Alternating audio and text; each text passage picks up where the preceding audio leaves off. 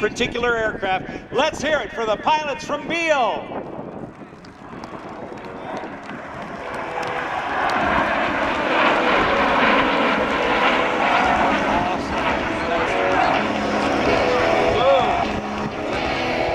Rob, leading that formation of aircraft is Lieutenant Colonel Brad Berry. We call him Dingle. He is an experienced U-2 and T-38 instructor pilot. He's been in the U-2 program almost 18 years. And I also want to point out that the Director of Operations for the 1st Reconnaissance Squadron is in that formation, Lieutenant Colonel Lance Courtney. We call him Baja. He was a former F-16 aggressor. And I also want to point out that being the 1st Reconnaissance Squadron, this coming March is our centennial of our squadron. We are the oldest squadron in all of the United States military. Started 100 years ago in March. And that would mean that started with the United States Army in the Signal Corps. The Signal Corps. Before the Air Corps and before the Air Force, and before the Air Force became a separate service from the United States Army on September 18th of 1947. Now, as we see these airplanes, they look fast. You got to land them fast because you can get behind the airplane and it'll stall.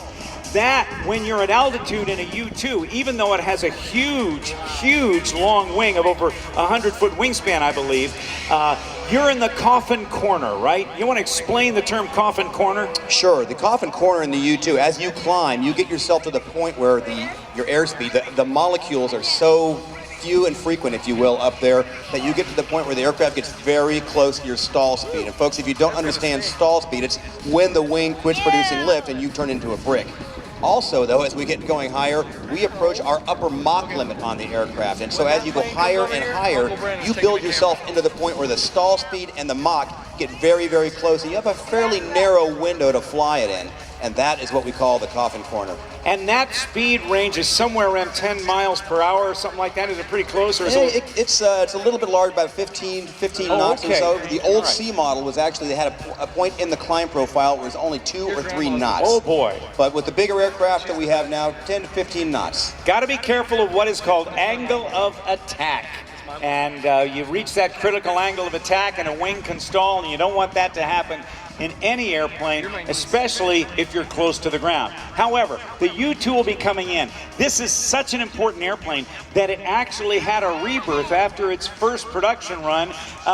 Lockheed was enlisted to set up a second production run. Yeah, they sure did, Rob. In 1955, they built 55 of the aircraft in secret, and of course, they first started flying them at Groom Lake, which became Area 51. Oh no! And that's after they moved the aliens out of there, of course.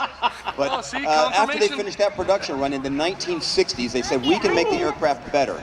They expanded the size of the aircraft, about 30% larger than the old U-2. They made 12 of those. And then again in the 1980s, they did another production run. So the aircraft you're going to see fly by today will be a U-2 that was built in the 1980s. People think it is an old relic. It is not. The last U-2 rolled off the assembly line in October of 1989.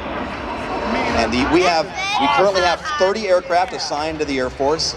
5 of those 30 aircraft are 2-seat trainers. And additionally, NASA has 2 U-2s. They're painted white. They call it the ER-2, but it is essentially a U-2.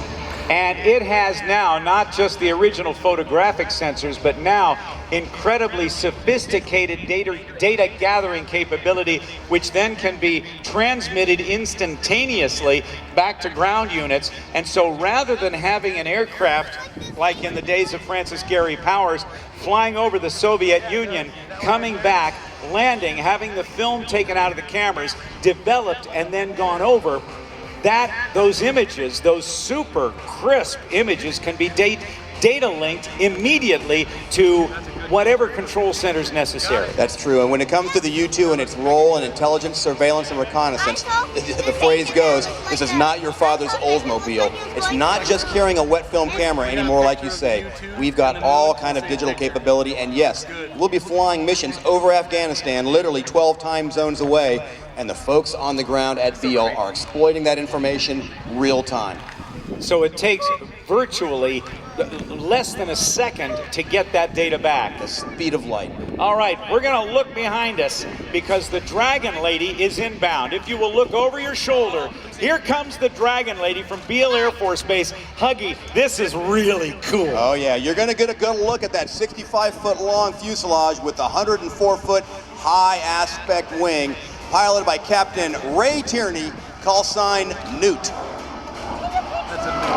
Now, you mentioned that when you were talking about the Corsair, you mentioned that the wings fold. I'll point out that the outer 70 inches on both U-2 wings do fold to allow it to fit into a standard carrier elevator. And believe it or not, we have flown the U-2 onto and off of a carrier. That's news to me. They actually did it. They flew it off of the America, building up for support of a mission they did when the French were setting off nuclear weapons in the Pacific. We wanted to go out and air sample, and we put a U-2 on a carrier and snuck it out in there. The U-2 flew and sampled the air and got it on back. Amazing, amazing story.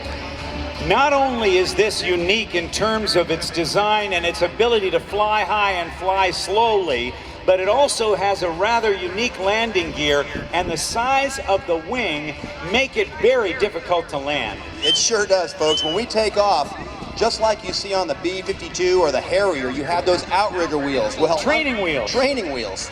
Unlike on their aircraft, when we take off, when we take off, our wheels fall off. So when you come back to land the aircraft now, you are landing a bicycle with a 104-foot wingspan.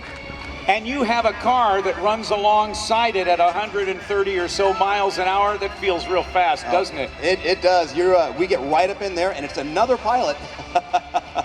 We should.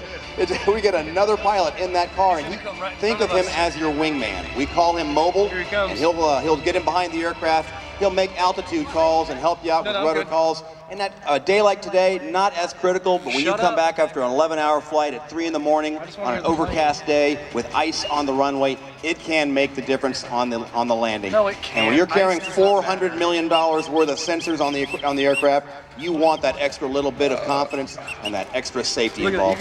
Get your cameras on this, ladies and gentlemen. Here comes the U-2 from Beale Air Force Base. This is a bye-bye pass. I want you to watch the climb, because this is going to climb like a... No, not this time. Got another... Oh, we're going to get another pass. Good. Yeah. Oh, look at that. You see the landing gear. A little teeny tail wheel, one there in the middle. Yeah. Wow. Awesome. And you see, there's not much of that tail wheel, Rob. And yes, it is a tail dragger aircraft. So we fly the tail draggers. We fly a jet-powered tail dragger. This is more like a unicycle with an extra wheel, isn't it? It sure is. Now the cockpit, if you ever get and look inside of a U-2 cockpit, it is essentially the same as the F-104 cockpit. Take away the gun sight on the F-104, take the stick out and put a yoke in, and you've got a U-2 cockpit. A few years ago, I jumped in an Italian F-104, had never sat in one, and oh wow, I'm right back at home again. And it really shows that lineage of where the U-2 came from. Kelly Johnson, of course, designed the 104, and he took the basic 104 fuselage, the cockpit, and that was where he started on his design of the U-2, which, as you know, was literally created on a napkin and paper within a few months. That was one of the qualities that Kelly Johnson exploited. He knew how to take off-the-shelf parts and make them work on other airplanes. Like the stealth fighter, the F-117 Nighthawk, it had the landing gear of an F-15 Eagle on it. Off-the-shelf parts. But this one, sit in it, and it's just like an F-104, the missile with a man in it, although it went a lot faster. It went a little bit faster, it sure did. And you know, one thing I came across just reading, thought was interesting, of course, the aircraft was designed after the F-104. The wingspan is 104 feet. And the number of U-2 built, how many would you guess, Rob? 104. You got it. 104 have been built. That's great trivia. Excuse me while I take notes. We don't get to see too many U-2s, so this is spectacular, ladies and gentlemen. Here, all of you folks here at the California Capitol Air Show are really getting a treat.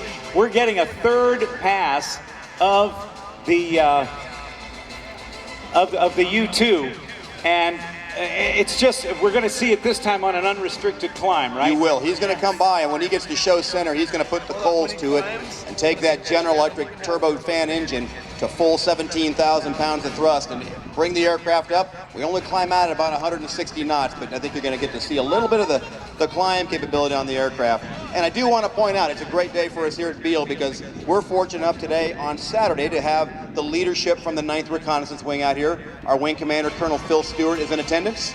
Our Vice Wing Commander, Colonel Doug Lee, is also here. And the Operations Group Commander, the guy who basically runs the entire flying operation out there at Beale Air Force Base, Colonel Bob Haynes. They're all going to be here, or are here right now. We're so grateful for their participation and support of the California Capitol Air Show. All right. Here we go, guys. Let's keep your eyes on the U-2. Cameras ready. Going for the unrestricted climb. Ladies and gentlemen, here comes the Dragon Lady.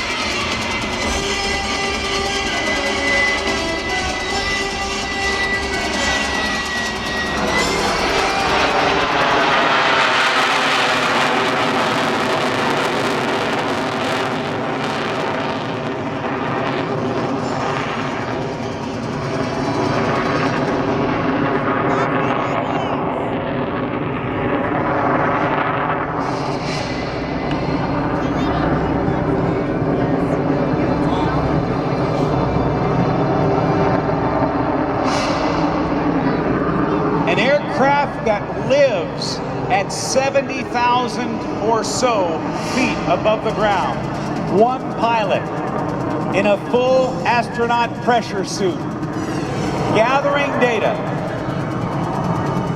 Important for our national security. Let's give it up for the Dragon Lady, the U-2 from Beale Air Force Base. Woo!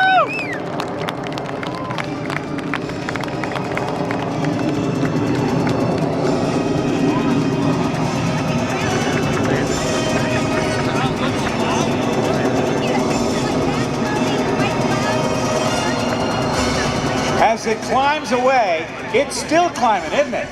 He's going to take it to 17,000 feet, Rob, and then he's going to head on back to Beale.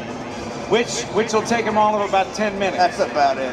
And then he'll spiral down, and they'll have Mobile running out there next to him at 130 miles an hour or whatever. That feels fast. I've done that in the car. He sure does. We have a lot of folks back at Beale.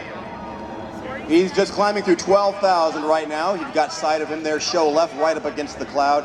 And I do want to remind you, we've got a lot of folks back at Beale working today to support this great air show.